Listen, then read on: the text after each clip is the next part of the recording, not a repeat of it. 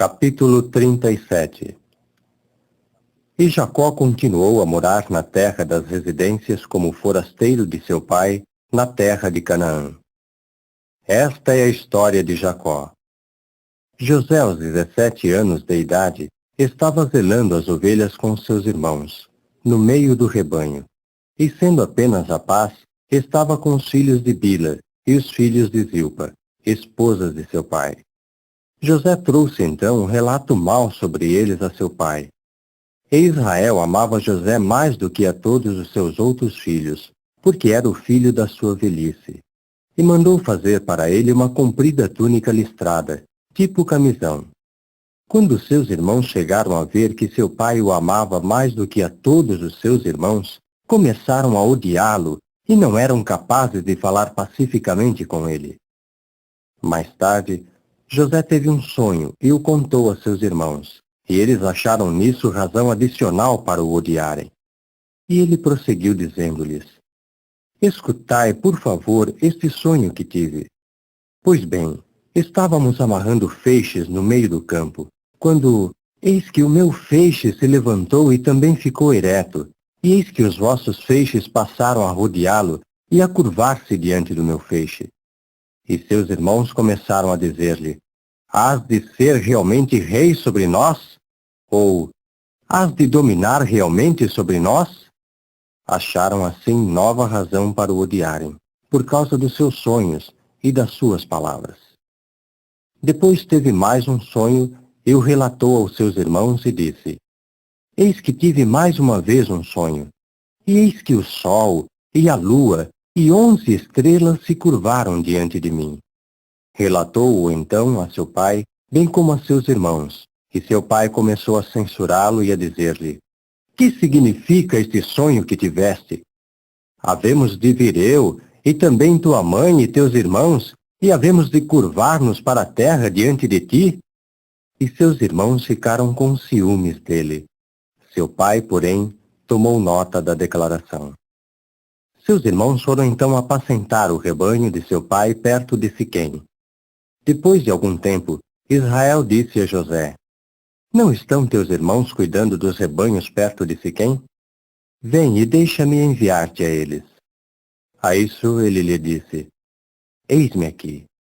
Disse-lhe então: Vai, por favor. Vê se os teus irmãos estão sãos e salvos, e se o rebanho está são e salvo, e traze-me de volta a informação.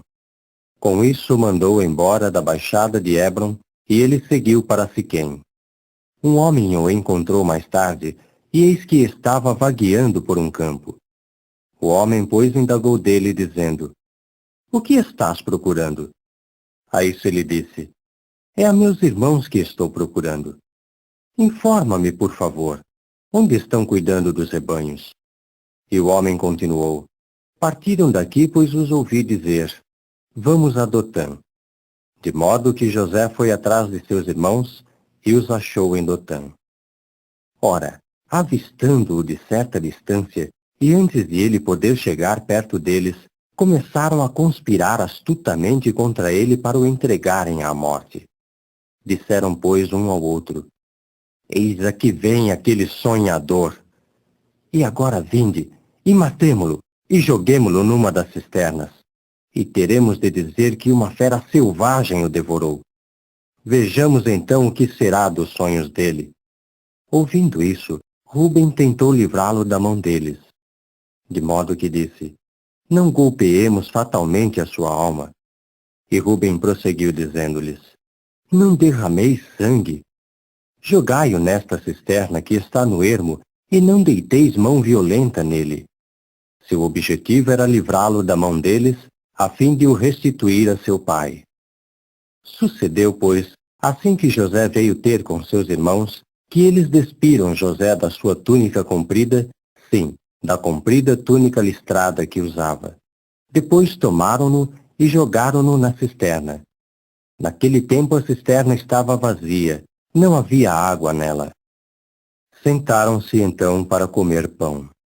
Quando levantaram seus olhos e foram olhar, ora, eis que vinha uma caravana de ismaelitas desde Gileade, e seus camelos carregavam ládano, e bálsamo, e casca resinosa, indo levá-los para baixo ao Egito.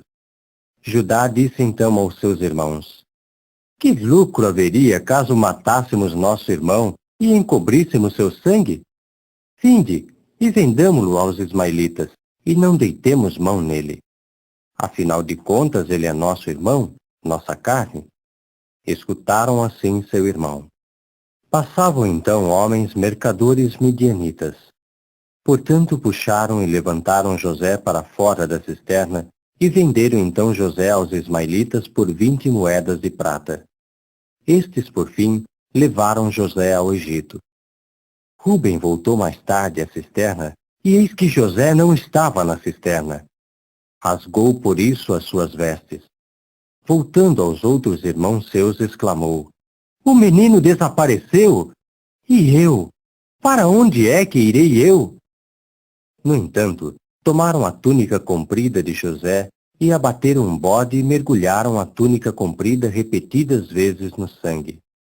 Depois enviaram a comprida túnica listrada e a fizeram levar a seu pai, e disseram: Isto é o que encontramos.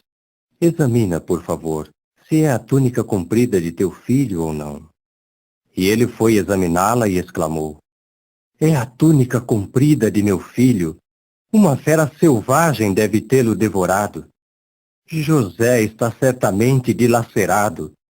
Nisso Jacó rasgou as suas capas e pôs serapilheira em volta dos quadris e pranteou muitos dias pelo seu filho. E todos os seus filhos e todas as suas filhas se levantavam para consolá-lo, mas ele se negava a ser consolado e dizia: Pois descerei pranteando para meu filho ao Seol. E seu pai continuava a chorar por ele. No entanto, os midianitas venderam-no ao Egito, a Potifar, oficial da corte de Faraó, chefe da guarda pessoal.